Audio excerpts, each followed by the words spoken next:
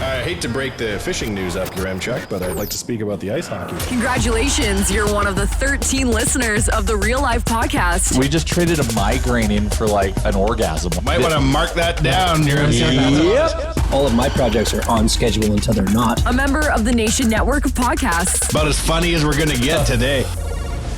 Welcome into episode 170 of Nation Real Life. Now that we're doing 2 of these a week, we are going to hit episode 200 like pretty quick here. I know 30 away, that's like still 3 months roughly if we keep doing 2 a week, but it's creeping up. A bit of a short staff today on the podcast. Chalmers has a real job, so he needs to take care of that. But Wanye, Jay, Bagged Milk, everyone else is all here. And what's new, guys? It's been only 3 days, I guess, since we last talked, and most of you probably haven't left your houses, but what's new? Oh, where to begin? Who to jump in first? So much excitement. So many crazy things have happened. I am just dominating the day today. It's 1:36 on a Thursday. I'm at 8,365 steps, and I have a Peloton ride in my future. So I am fucking owning the day.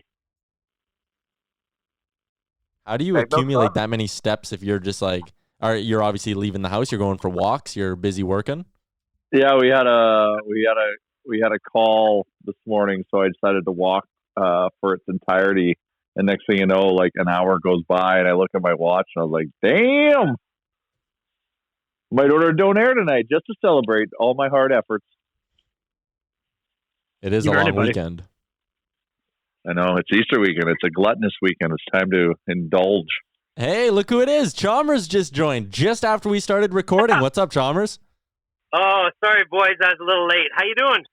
Not bad. I see you applying hand sanitizer as you sit in the truck. Good man. I just got out of a job site, so got to go through my routine now of hand sanitizing. Yeah. Yeah. You are the poster child of how everyone should be living their life right now. I know. And, it's kind of funny because ever since last night when we had a little talk with our friends and I got basically chirped because I had to still go to work. Now I'm feeling like guilty about even being out. But, as you guys know, I'm in the renovation business and the house building business. And before this whole thing happened, I had people's houses in disarray, like kitchens torn out. And so service, I believe that getting these people's kitchens done, they're begging me to come. It's like the rules just don't apply when somebody wants their kitchen finished. So, are you shaking hands? No, I'm not touching. We're social distancing in the house. Yeah. I do wear masks in most of the jobs, actually, because there's work going on. I put up together a lot of protocols of just like, there can only be one sub-trade in a house at any time. The people have to have not left the city. The customers, I have to be aware of their feelings every morning, whether or not they're feeling sick or showing any sign of symptoms. And if that ever happens, we just shut it down for that day and we regroup. But are you in the habit? Are you in the habit every morning of French kissing your trades? Hello. No, not anymore. Used to. You should stop, man. It's not the time. I used to. That's the only way I used to communicate. Not anymore, man. You got to stop. I know that's the construction way. Start your day with a French kiss. No more. Pass them their large double and a quick French kiss, and then you give them a double. Well, I give them whatever they want. If they want a coffee, heck yeah. Coffee every morning? No, not every morning. No. I'd be at Tim Hortons like 7 times a day if I had to take coffee to everybody I went and saw. God damn. Yeah. So, what have you guys been doing? What have we been? What's been happening? Does everyone in the construction industry have diabetes? Why? Because of the amount of coffee they drink? Well, the double. That's heavy duty, especially at the volume for which people would be consuming it. I bet you it's not just 1 cup a day. I would say that 50% of the coffees I get are just straight black, and then the other 50% are a mixture of sweeteners and the worst part about it is I don't drink coffee. So I'm terribly annoying at ordering coffees because I don't always know what, like they'll say something to me and I won't know what the hell they mean. So it's very, very awkward sometimes when I'm at Tim Hortons. You're not a coffee drinker at all? No. So I had 1 cup of coffee in my life and it was when I was 18 years old. We went to Cowboys one Thursday night and we had to frame houses on Friday morning. And so I had to go to work, and my friend Mike picked me up at 7 in the morning, and we probably went to bed at about 3. And and we had a don't air that night too, so I had a little rumble in the tummy. And he said, dude, we're going to stop and get coffees. And I said, you know what? I'm going to give this thing a try to get some energy. I drank about half the cup, and I got to the job site, and all of a sudden the rumble in my stomach turned to a full-fledged massacre. And at 7 o'clock in the morning, I couldn't exactly find a place to go, and I was in his truck, and it was a nightmare. It was honestly a nightmare, and so I've never drank a coffee since that day. Because it's the coffee's fault. The problem in all of that's the coffee's to blame. And that's why I don't wear rubber boots. You know, like in the movies when a guy wants to like give somebody his enemy or his nemesis like some laxatives, and then all of a sudden you see them and they drink this thing, and all of a sudden they like got this look on their face and they have to find a bathroom. That was legitimately what happened to me, and it was bad. But if you mix that as part of your routine, then you're ahead. I find that you're winning. Look, man, if it was going to be like 5 more times of doing that, it just was not going to happen. There was no way. Well, just don't do it after you get like shit drunk and eat a donair. I had no idea this was even going to happen. Like, this didn't come with a warning. My friend didn't say like, you drink coffee and you're going to crap your pants. Like, I didn't know that was going to happen. I'd say it's a very rare instance where coffee drinkers shit their pants. 5% top. That's more than that's 5% more than I wanted to know. Not like the percent if I want it to happen. I'm willing to gamble and roll the dice at those odds. So, coffee's delicious, man. You got to fucking get with the program. Yeah, especially with lots of sugar and cream in it, Chalmers. You haven't even tried that. What's also funny is my parents, as kids, were heavy coffee drinkers, and so my morning household smell was just like coffee, and it was from the minute they grounded the beans or whatever, and then made the coffee, like. It smelled amazing. I love that smell. I just hate the taste. I didn't like coffee for a long time because so many people in the course of my life, you smell them when they're talking to you and they reek like coffee. Oh, yeah. And I was always like, man, I'm never going to smell like my grade 7 shop teacher. Fuck that shit. Coffee's for losers. Coffee for me was Coffee for me was always aspirational because it was some adults drinks. It was like a sign of like growing up. So I remember like I put coffee on a pedestal, and obviously when I had my first sip of it, I'm like, what the hell is this shit? But then I would just lace it with sugar. And I remember one day I can't remember if I was in grade 10 or 11, but I skipped class, went home, brewed a entire pot of coffee, drank the whole pot, thinking that I'm getting away with something, and watched The Briar. Wow. Was it caffeinated? Your rebellion was to live like an 85-year-old man from Regina. Yes. I was actually, to foreshadow, I'm actually living that life right this moment. My first coffee story, I had my first ever coffee, like, it was the night of my high school graduation, and I was like, oh, fuck, I gotta stay up for this. So, like, halfway through, I tried to drink coffee, and I was like, this is terrible. How does anyone put this in their mouths? But then I was working the next year at the World Curling Championships at Edmonton. And I had to be there at like 6 a.m. to get set for the day because I was emceeing shit. And I was just so exhausted that I would choke down coffee. Then by the end of like the 2-week tournament, I love it. And I'm pretty sure I've had a cup or two every day since. Coffee and curling, like ham and eggs. Oh, yeah. Dynamite combo. I had my first coffee as an adult, like day 2 of having a desk job. Mm. And like, I remember day 1, I was like, oh, it's easy to get up in the morning. This is great. And I was excited. Day 2, I was like, oh my God, this is the worst thing in the world. And I was sitting in my office, leaning back in my chair, staring at the roof. And this guy I worked with comes in. He's like, what's the matter with you? I'm like, how do people get up this early every morning for work? And he's like, coffee. And I'm like, oh, yeah. And then that's when we started drinking it. I started drinking a coffee at Nate, but I went really aggressive on the cream and sugar. I think I started out at 3 and 3. Yeah. Wow. Was this like because you went to Nate, then you would go to the Nest because it was like, that's what you did, and you'd have a coffee, and is that what? Or you would, like, drink it on the way to school? Like, it had nothing to do with the fact that you were at Nate. It was just when you were going to Nate. Did you start as a social coffee drinker? Yeah, that's kind of what I'm getting at. Kind of, yeah. Like, it started kind of because I was going to Nate, and you had the 8 o'clock classes, and they were early, and I was tired. And then some of the older people in my class would go grab coffee, and I was like, well, I guess I might as well get in on this, but it tastes like shit. So I would go 3 cream, 3 sugar to start, and eventually I've weaned myself down to today where I'm straight black, baby. When we were 17 years old, we used to have fake IDs, and we would go to. There was a coffee shop in Collingwood, and it used to sell lottery tickets, like scratch and win. Sir Donut. Sir Donuts. Oh, yeah, wasn't it? We'd buy scratch and wins with fake ID. So and like that's when I could have started to get addicted to coffee if I really wanted to. But I think I would drink like a chocolate milk or something. But yeah, we'd sit there and we'd like just scratchers at 17. Just the biggest degenerate losers. Oh yeah. What are you doing in that story? that was West Edmonton at that time. I remember in high school we would skip. This is in grade 12 when someone had a car, and we would skip class and go to Humpty's and drink coffee all afternoon because it was $2 for unlimited refills. You're having old man coffee at 17? Yeah. I'm sure the waiters and waitresses there just fucking loved you coming in and only ordering a $2 coffee. Well, yeah, tip new generation of customers. I tipped 20%.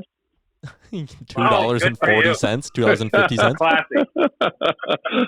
At that time of the day, though, I don't think there's much of a rush for tables. Like, I don't think they were taking up much at Humpty's at 2 in the afternoon.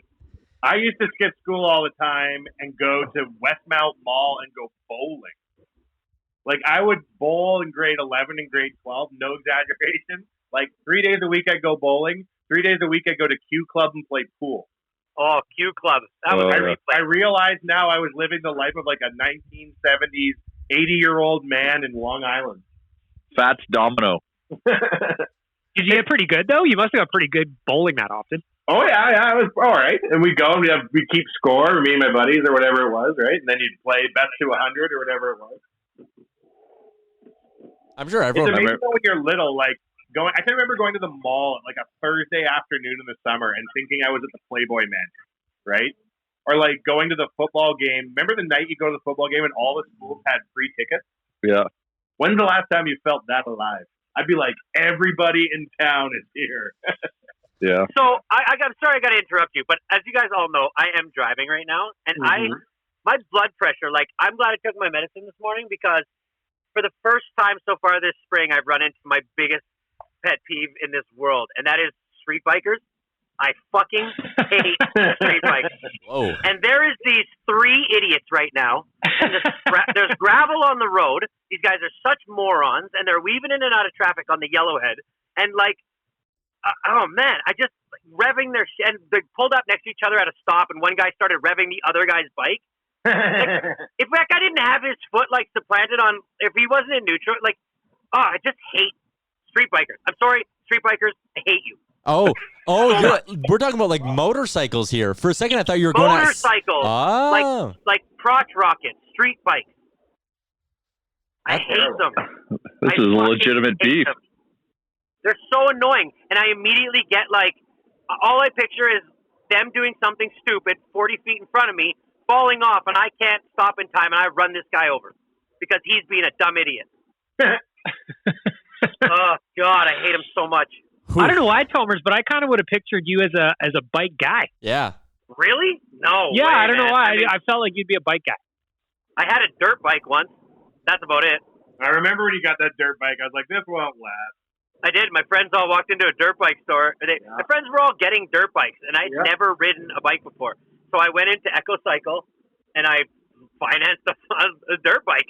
Never driven one, and they basically gave it to me in the parking lot. We're like, okay, ride it to your car. I'm like, yeah, I'm just going to walk it, probably. And so, like, me and my buddy helped me get it into the truck, and then we went to just, like, a field, and he's like, yeah, I'm going to show you how to ride it. And I just wasn't very good at it, and I did not like, I mean, they were fun. When you're going, like, really fast on a flat road, they're fun, but you hit a rut, and oh, my God.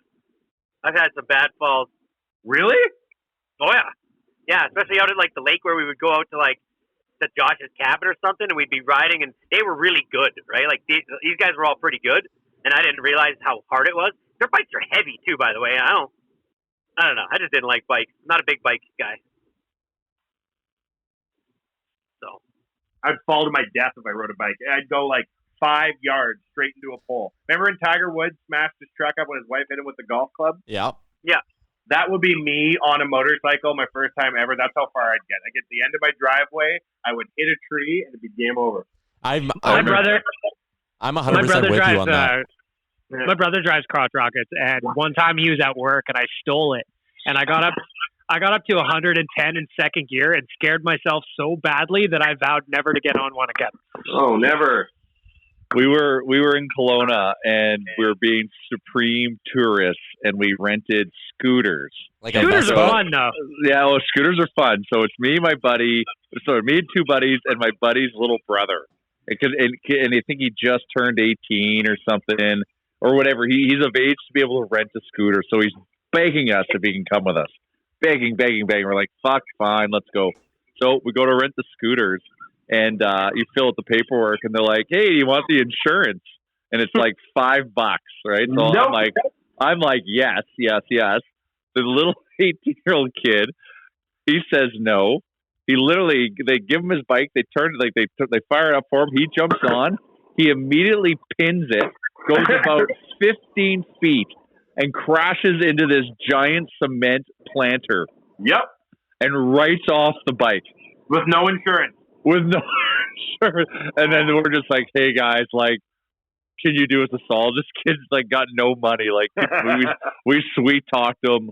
And I think they had to like bribe them to like retroactively tick the insurance box and pay for it. I think his dad had to give the guys at the store like $200 cash as like a bribe, because it saved him like $5,000 or whatever it is, because the scooter was fucked. It was so funny to watch too, because he literally just I still picture it to this day how quick it was. He hopped on and just pinned it right like directly into the planter. Like it was like 50. It was hilarious. I know it's a hassle for them to go and have to deal with the insurance company and all that, but like to make $200 and just pretend that you would click the insurance, like that's pretty easy. I think that would be pretty standard. They were probably, but it could probably would have done it anyway. It could be considered insurance fraud. If you hold out, you'll probably get a bribe. You might as well let it drag out for a few days. Yeah, up that amount. Make them sweat. That's why I got into the fucking motorcycle business to begin with, was for that hush money. Well, that's, you know, in a country like Thailand and you run like a bike rental, come on. You're just hoping to God people break your bikes. I guarantee it. It's that and Seadoos. The Seadoo guys in Thailand, they will fuck you every way from Sunday. Have you ever? What about a Seadoo ride? Have you guys ever like rented a boat in like Kelowna or like Invermere or something? Oh, so expensive. It's expensive, but I don't understand how these people just like, they just give you a boat and like, they don't ask you if you've ever driven it. They're just like, here's the pontoon boat, bring it back in 2 hours.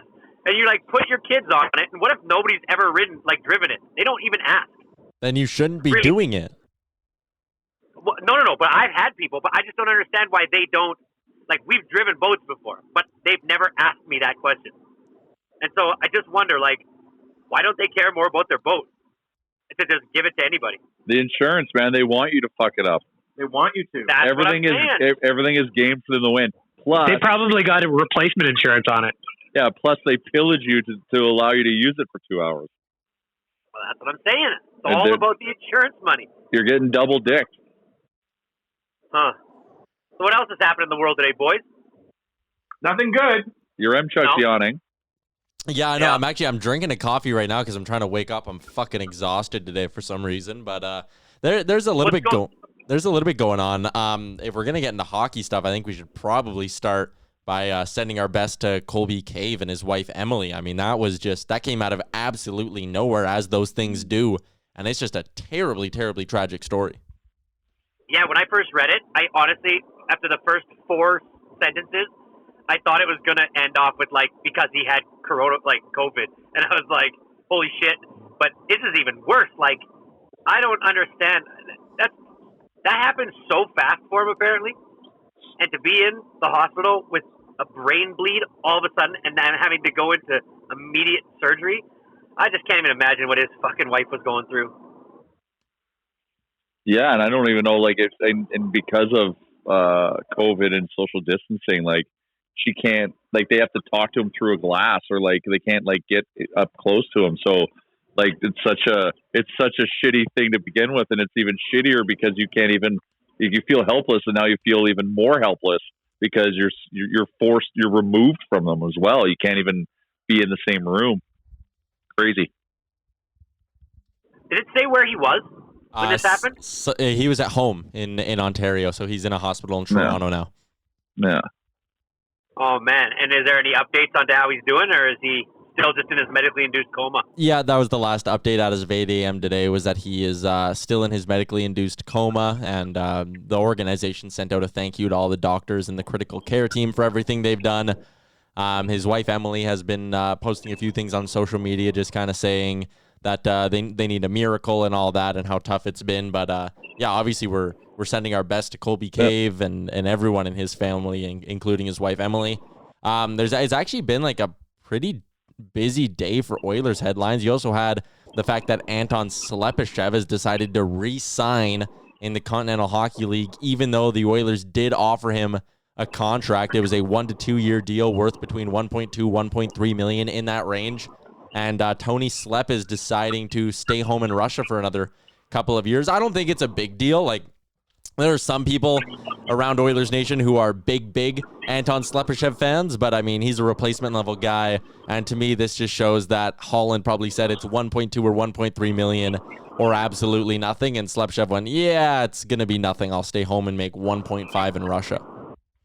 Well, the whole thing within Russia right now, like the reality with the NHL, especially if you're trying to lure someone from overseas, is everyone knows escrow next year is going to be horrific. Mm-hmm. Right? So if he's getting offered the same in Russia, he's probably making netting twice the amount of money there than he would here. So just from like a JR. Yo. Pretend I don't have a fucking clue what you just meant by the escrow next year is going to be crazy. Can you explain that to me? What do you mean? So you know the players every year have to pay a portion of their salary into escrow, and then based on how the league performs, they get a percentage, all or some or none of it back, depending how the league does. Okay. Right? So right now the league is doing horrific for obvious reasons. So they're going to probably increase the amount that players have to pay into escrow next year. Oh, I get it. And the likelihood of them getting it back would probably be very low as well. Oh, so shit, that's not good.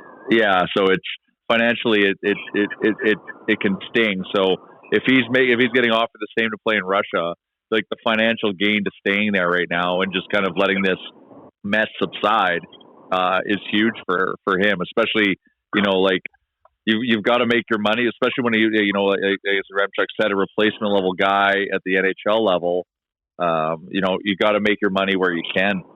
The interesting thing, too, about this is signing a 2-year deal in Russia means that the Oilers will lose his rights as well.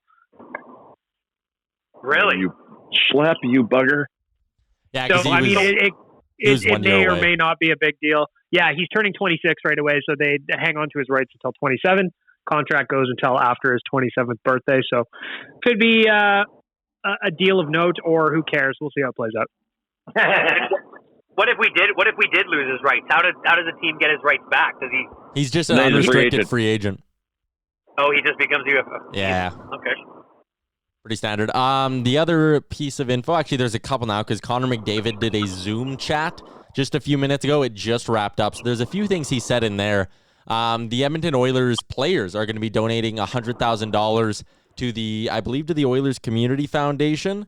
To OEG to assist with COVID-19 support in the community. So good on the players, obviously, for kind of stepping up and taking that initiative.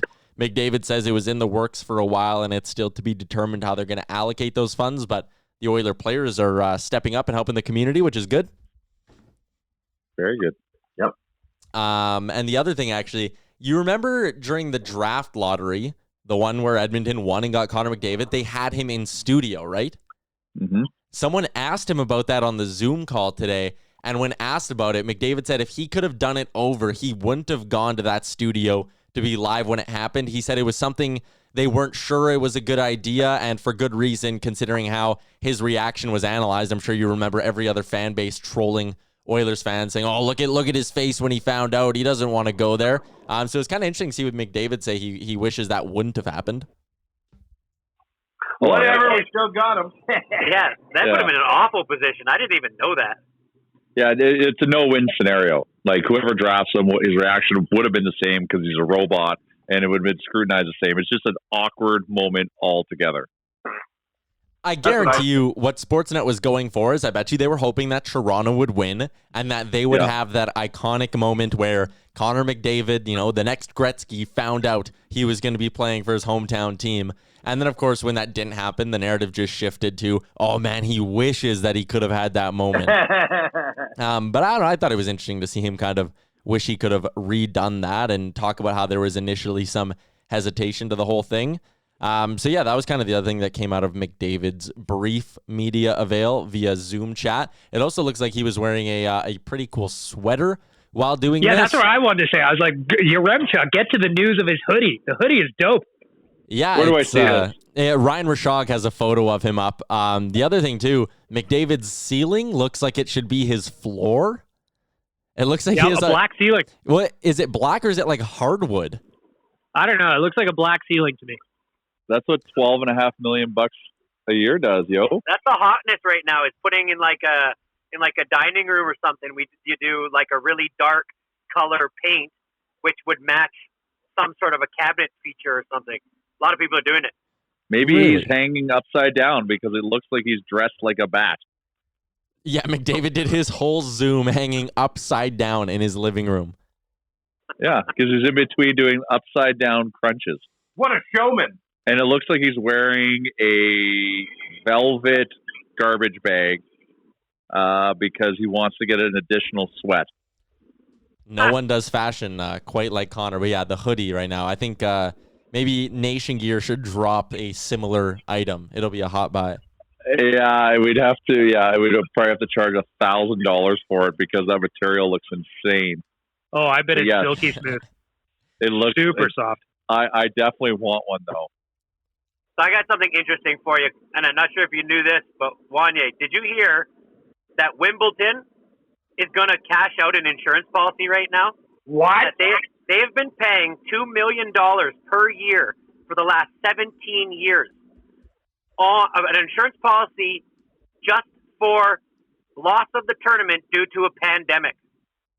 And that, so that $34 million that they've paid in over the 17 years is going to pay them out a policy of $141 million. And they are going to make $117 million for not having a tournament this year. Just like the boat game. And so, but just imagine for 17 years, you're paying $2 million. And somebody at any point was probably like, can we just stop paying this $2 million a year? Like, this is stupid. And every year, somebody on the Wimbledon committee was like, no, we are paying this. We are going to always pay it. Because obviously, if they're paying out $141 million, you got to assume that's about what they stand to make on a yearly, the profit from just Wimbledon, like yearly sales of apparel plus the tournament and all that. Yeah. So like $2 million, like, I mean, it's not really that big of an expense when you come to 141, but isn't that crazy, eh? Like, and they're the only sports entity I can think of that I've heard that had any sort of policy like that. Wow. Isn't that cool? That is cool. And then the guy who's like, I told you we should get that thing. Yeah. Ironically, he died of the pandemic. Mm-hmm. No, that would be just like Alanis Morissette. She would sing about it in her next ironic song. Yeah. Yeah. Did you guys? Oh, so go ahead. I was just going to say, can you imagine being the guy who for the last 5 years was like, no, we keep the policy and was like fighting for it hard in meetings? I bet you that's just, that's funny. History has redeemed me. But I wonder though, like, what other kind of insurance policies does Wimbledon have? Because 10 years ago, I'm sure that like we were just saying, I'm sure that pandemic policy for a lot of people in the organization was like a massive waste of $2 million. But like, this can't be the end, right? I'm sure Wimbledon has like a plethora of insurance policies if they have one specifically for pandemics. Aliens. Any interruption, right? So it'll be part of probably a larger policy of like an act of God, a tornado, a terrorist attack, but they'll pay like a premium for like every contingency. Tennis ball shortage due to beetles killing rubber trees. Yeah, alien first contact insurance. Pringles just took all the tins.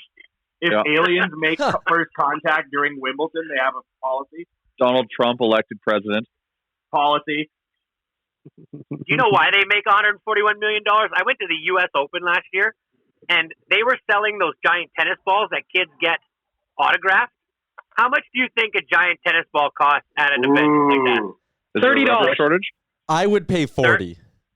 $30 your bag milk, your Remchuck 40. What do you guys think? $7. Price is Right rules, $7.01. They were $42 for your Remchuck win. $42. We were like, I'm like, we gotta buy 2 of those for our kids, and like, wasn't really pumped about having to take them back on a plane. But I saw the price. Not a chance. I thought these things would be like literally $8. What about the drinks you were getting there? Oh my God, what were they called? Those were an investment. What the hell are they called? They're called honey. They're honeydew. Honey cups? Honey. Yeah. Honey something. Oh my God, I can't believe I can't remember. It's a famous drink. Honey deuces. Yeah. They're called honey deuces, and they're $16 a piece. So 2 of them is $32.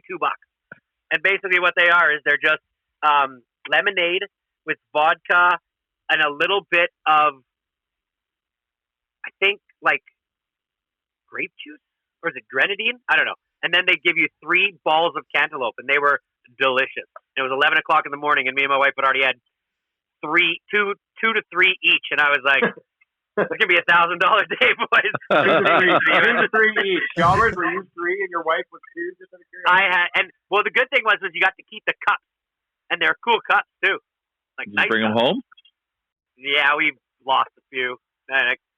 Jay, remember when we went to the World Series and then we found the bag of merchandise? Yes. We go to the World Series, Chalmers, in Texas, and we see San Francisco win, and it was dreadfully boring.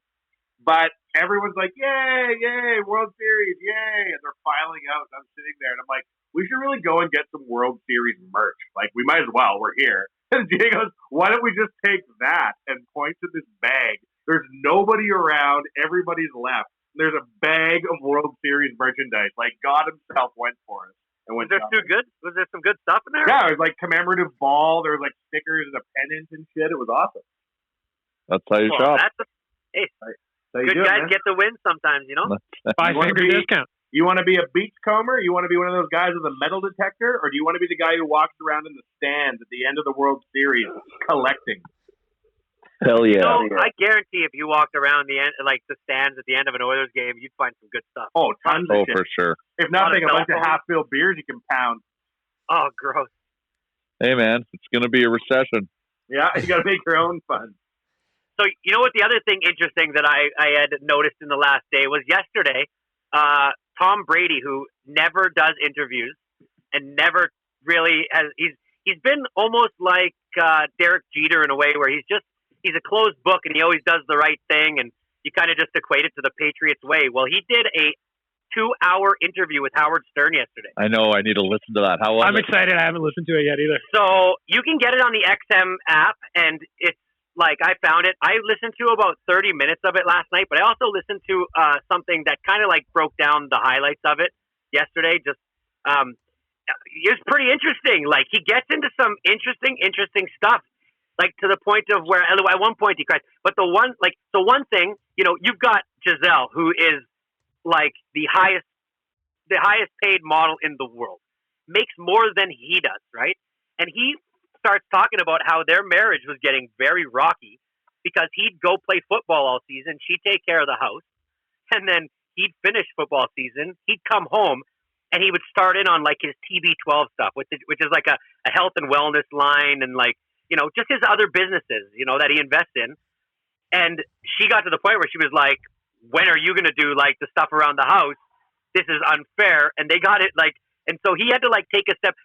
When you're the best quarterback in the world and you come home and your wife's like, you're not spending enough time with your family, I can't imagine it's not hard to be like, look what I do for this family. Like, I provide all this stuff, but you can't say it to a woman who's making like twice the amount of money you are. and like, so it's like even Tom Brady has that fucking problem, you know, in his world with finding the balance between like home and work. And it was it was like no matter how many helpers you have, you could still have these problems with your family. It was cool. He got a lot out of them, and there was some other things, like he was talking about how the dudes with the biggest hogs in the dressing room are the guys who get made fun of the most. I thought that was interesting. I was like, why are they talking about this? Yeah. That's Howard, man. Only Howard can get this stuff out of people. Oh, I know. So I haven't listened to the whole thing, but I think we should all listen to it and break it down, because I think it's like you could tell at the very beginning, Howard, he's not a sports guy. He doesn't really delve too deep into it. He compares him to Michael Jordan, and like Tom Brady has to be like, okay, like Michael Jordan was the second pick overall. He was like, yeah, sure, he was cut from his high school varsity team. Like, I literally almost had to quit football. Like, I wasn't getting drafted. Like, I got drafted 199th overall. Like, really? Oh yeah, Tom Brady was nothing coming out of college. He was just, a guy that somebody took a chance on in the 5th round. Wow. Yeah, he was not a college star. And did he come right into the NFL and like be like a backup until one day he got a big shot in the game? And then that's exactly what happened. That's exactly what happened. Really? Yeah. So he took the field like Tom Brady from minute one? Yeah, no, so like what happened was he's a backup quarterback to Drew Bledsoe in New England. Who was the highest paid QB in the league, right? Who was the highest paid QB in the league, and Drew Bledsoe went down with an injury, and it was like at the end of the season too. They were just getting ready for playoffs, or he might even have been in a playoff game. I don't totally remember the details, but he came in and didn't like light the world on fire that game, but throughout that injury, basically took Drew Bledsoe's job. Like Drew Bledsoe never came back, and Tom Brady.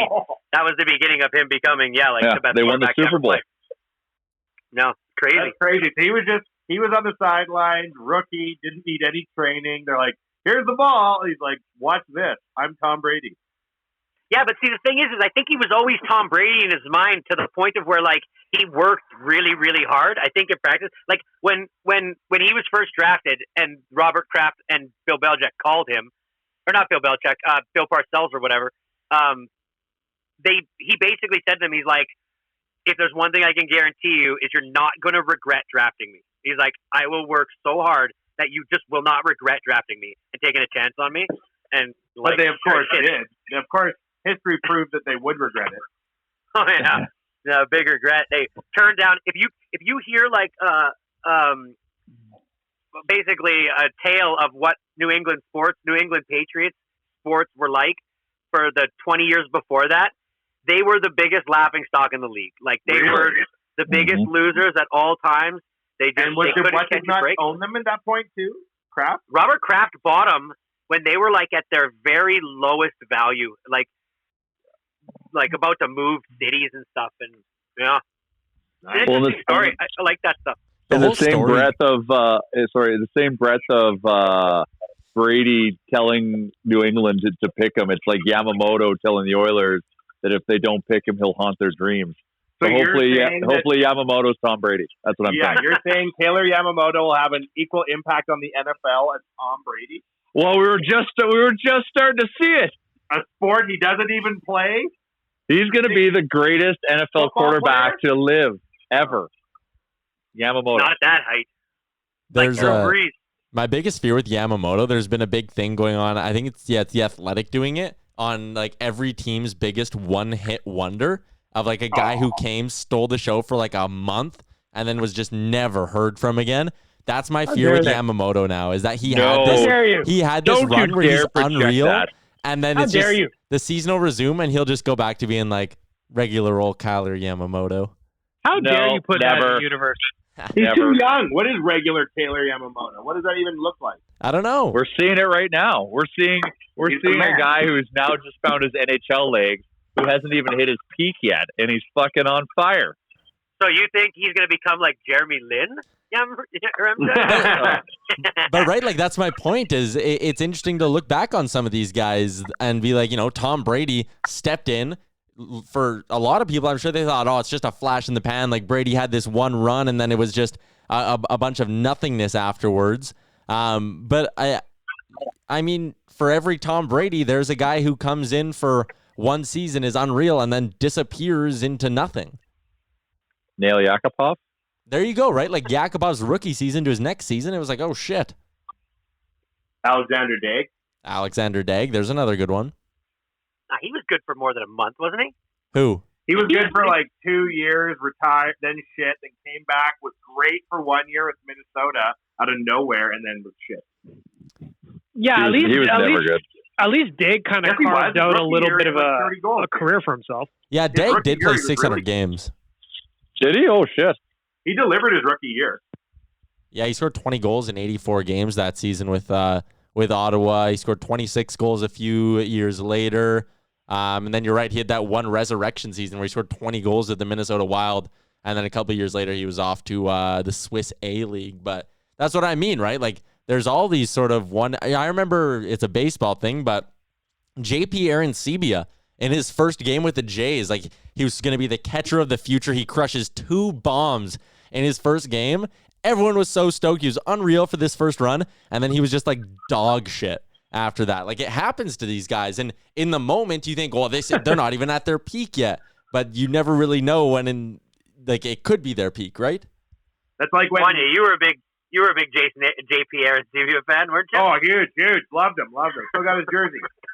You know who that was Magnus Pjarvi Svensson, later Magnus Pjarvi. I was at a game in the preseason when Pjarvi Svensson scored a hat trick against Tampa Bay, and I made a bet with my buddy that he would be the best of the 3 between him, Eberle, and Taylor Hall.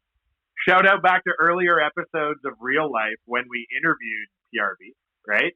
And he was in a nightclub in Sweden and came out of the nightclub to do the interview with us in his buddy's car, right? Wow. And I had a couple drinks because I was nervous, and I blurted out, "Oh, buddy, when you got that hat trick, I thought you were going to be unbelievable." And then I realized what I said, and he goes, "Yeah, man, me too." And I'm like, "Oh, I'm so sorry."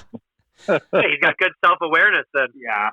Interview over. But then didn't he go somewhere else, St. Louis, and resurrect? He had a decent run in Ottawa there for a few years. We traded him to St. Louis, and then he went to Ottawa and he turned into like a decent penalty killing kind of fourth liner.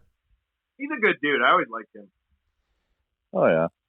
Before we start moving towards our conclusion here, want to give some love to our podcast sponsors, including Japa Machinery, who we love very much. Check them out online, japaequipment.com, and Oodle Noodle as well. And I know we can't say anything yet, but there's something exciting happening in Oodle Noodle, right? We're working on something. We're working on something. We're having a lot of fun doing these weekly noodle donations and these meal donations. So tomorrow we're off to Leduc Food Bank. So dropping off 400 meals there tomorrow. But we're gonna try to take it another level. We just need to work out the details. So hopefully there's an announcement here soon. That's really cool, man. Congratulations. Well, thank you. But it's all because of everyone supporting us that's allowing us to do this during this time. So we want to try to create that kind of ecosystem of, you support us at Oodle Noodle and support our franchisees. We then in turn can then support our local community because everyone is in need of support. Doesn't matter if, you're a business just trying to fight to stay alive, or if you're someone who can't afford their next meal. Like everyone's hurting right now. So we want to try to create this kind of ecosystem of, if a dollar comes into Oodle Noodle, this is all the benefits from it, and it has a community impact. So we're having a lot of fun doing it, and the reaction from the people we're supporting is amazing. So we want to try to do more. Good job, buddy. Yeah, well done. I've eaten a noodle recently. Thank you. Noodle uptick is a lot higher these days, which is good. Yeah, I like how you can have we like to get up for dinner and then a box for the next. I love it cold the next day. We've been doing. So do I. I like the flavor. I don't know what happens to the flavor, but it becomes so much more full after it's been cooked and then cooled. It's because it sits in its own juices. It gets thick, like it just grabs the noodle. It's like get thick. It doesn't. It's just good. Like it's just a flavorful bite every bite when it's cold. And from our unofficial sponsor, Nation Beer, I saw a picture teasing that there might be some more ready, and then you had a funny story, Jay. This is the most Canadian thing ever. So the reason why we only had the amount of beer we had last week was we only had Dog Island only got so many labels shipped to them. So the second order of labels are to arrive this week, and they were supposed to arrive on Tuesday or Wednesday morning at the latest. But because of Canada, these labels got shipped they're in the Purelator Depot in Yellowknife. And why might you ask? It's because there is 2 Slave Lakes in our beautiful country, Great Slave Lake and Lesser Slave Lake. So Purelator sent it to the greater of the Slave Lakes. So the labels got delayed, so they can't label the cans. Like they just didn't look at the address. They just looked at the city. Slave Lake. They just looked at Slave Lake. Like, it's the most Canadian thing because we've got 2 Rough Riders and 2 Great Slave Lakes or Great Slave Lakes that it got shipped up to Yellowknife. So the plan is we're just waiting for confirmation. Purelator's promised them to arrive, I think, Friday morning. So if we can on Friday morning, which is tomorrow, we'll launch the pre-sale tomorrow afternoon, and we will do deliveries Monday, Tuesday. Good stuff.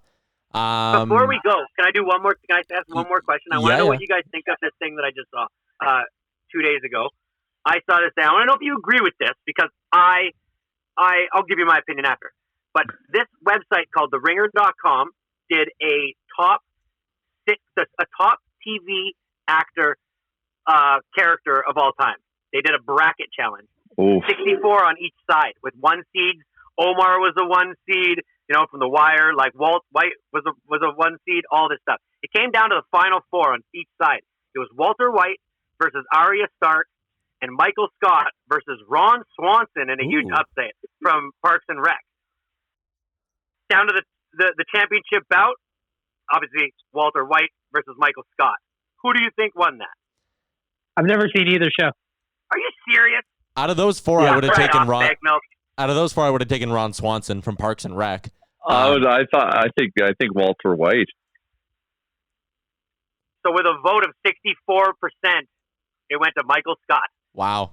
Which I agree with. I think we've been talking about this in the last couple of weeks, but I went back and watched a lot of The Offices, and he is the greatest. And that right there, when I saw that they did this, I was like, okay, it's justified. So what do you think about that, Wanya? You seen those shows? I haven't seen Breaking Bad. I haven't seen Breaking Bad, and I know The Office, but I haven't really seen it. I personally take offense because Jack Bauer would kick everyone's ass in that back bracket and deserves to be on top. He is the modern day Chuck Norris. Jack Bauer. Do you want to know what? Also, Jack, he was in there. He just didn't make it past the Sweet 16. So I don't know what his problem was. You know what's funny about Ron Swanson is, in order to get to the Final 4, he beat out Dwight Schrute. Hell yeah! Wow. Which meant that it would have been Michael Scott versus Dwight Schrute on one side. I would almost even. For The Office. I almost even would have gone, if I had to rank them, I almost would go Dwight, then Ron, then Michael in terms of sitcom characters. I think Michael Scott's a little too, he's too cringy for me. Oh, but have you ever seen a character that's that perfectly cringy all the time?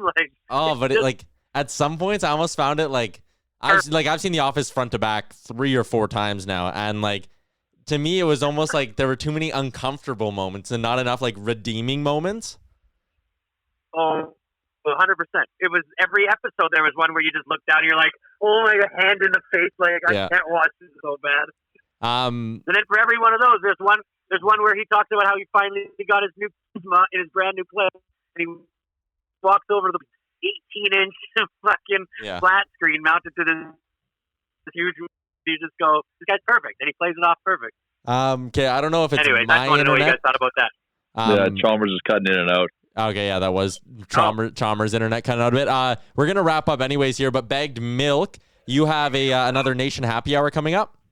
Yeah, my friend, coming up in at 4:30 p.m. Mountain Standard Time. I will be jumping on Nation_ON on Instagram to talk to some people and have a cocktail. So we'll just be checking in with some people. If people can't make this one, when can they make the next one? Because I'm assuming a lot of people won't know that or won't have listened to this by Thursday at 4:30. So normally we're going to do it on Friday at 4:30. With tomorrow being Good Friday, we decided to move it to today. So Fridays, 4:30 p.m. Mountain Standard Time on Instagram Live. We talk to some people, hear some stories, here's how you've been living, and we all enjoy a cocktail together, provided that you are of legal drinking age. Hell yeah. Or have a valid fake ID. Let's hope the last week there's this guy who's from Edmonton living in Manitoba, and he told a very interesting story about his personal life that I found entertaining and had some shock value. So these are, I don't want to get too much into detail, but it was funny. So I have a blast with these. So Bag Milk, I'm going to be on there. So fucking you better invite me into the conversation. We'll chat in a couple hours. Okay, sounds good, guys. Have a good long weekend. See you later, boys. See ya. Bye, boys. Great job on making it through the entire hour of the Real Life Podcast. Don't forget to like and subscribe wherever you get your podcast from.